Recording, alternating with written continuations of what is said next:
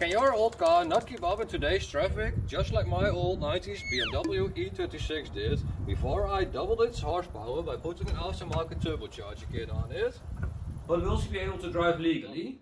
I'm working on this project for over 2 years now and it's almost ready to hit the road. How I got her? And how she sounds now.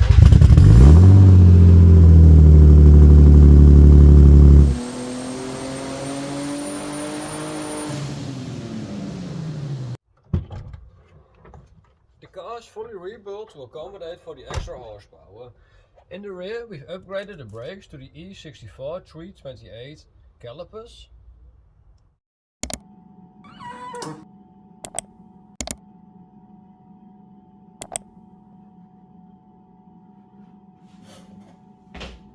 One of the main Dutch rules to get a car of this age licensed with a bigger engine of more than a 20% horsepower gain are as they follow. 1. It needs to pass its normal APK inspection. Everything's new. 3. The engine should be mounted adequately. It is.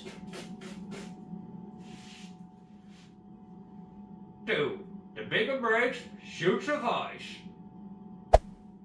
It gets to a bit of a grey area here, but by personal choice I like the bigger brakes filling the wheel all the way up, so that's reason enough. It doesn't necessarily have to be for inspection. All rear subframe mounts are reinforced by welding steel plates in, and the complete bottom has been rust treated and repainted in 2K paint. The subframes are finished off in a polyurethane bushing and finished by new nuts and bolts. The E64 330i front brakes are bigger than the rears to keep the brake bias as close to original as possible. When you slam the brakes, Newton's first law of motion comes into play.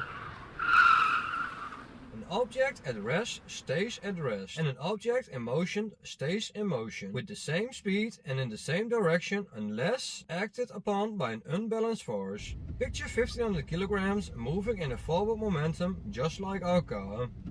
Our only direct contact point with the roads are the wheels, which coupled to the brakes should slow the car down. Because of Newton's first law, our car, or the 1500 kilogram block, continues to act with a forward momentum when depressing the brakes. Our contact points, the wheels, which are at the bottom of our forward momentum, act like a rearwards motion, trying to tip the block or car a bit over forwards, causing a change in the block or car's center of mass, which in turn moves the weight over forward, increasing the harder you brake exponentially. That's a short ELE5 about brake bias and why brake bias matters. Car manufacturers do lots of testing, including the brake biases, to get a car's driving capability most optimal as can be. You shouldn't choose a winning horse. But let's continue on with the engine.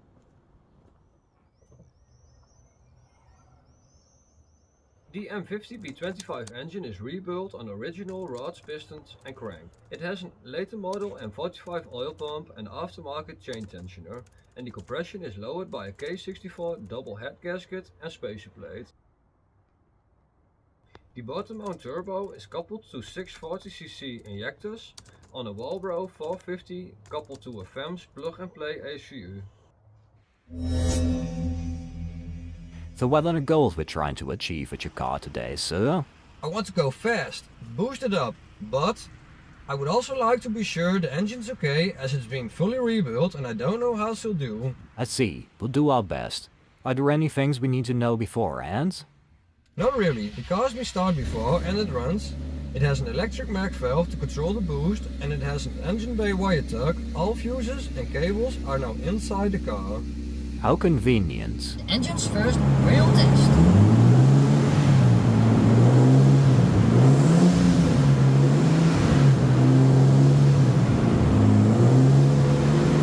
Running the engine hard the first time after it's rebuilt, it was a little worrying how she smoked, but a few minutes in and a short break later she purred just fine.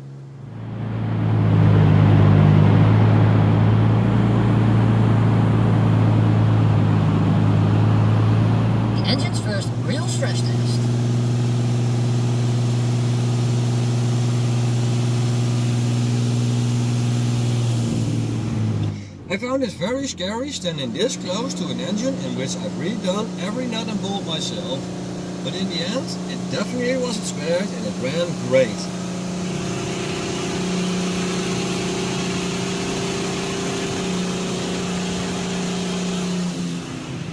First,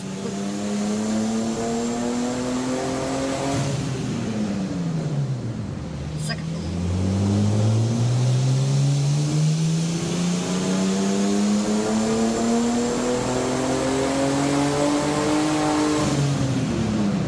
twisters and final pull.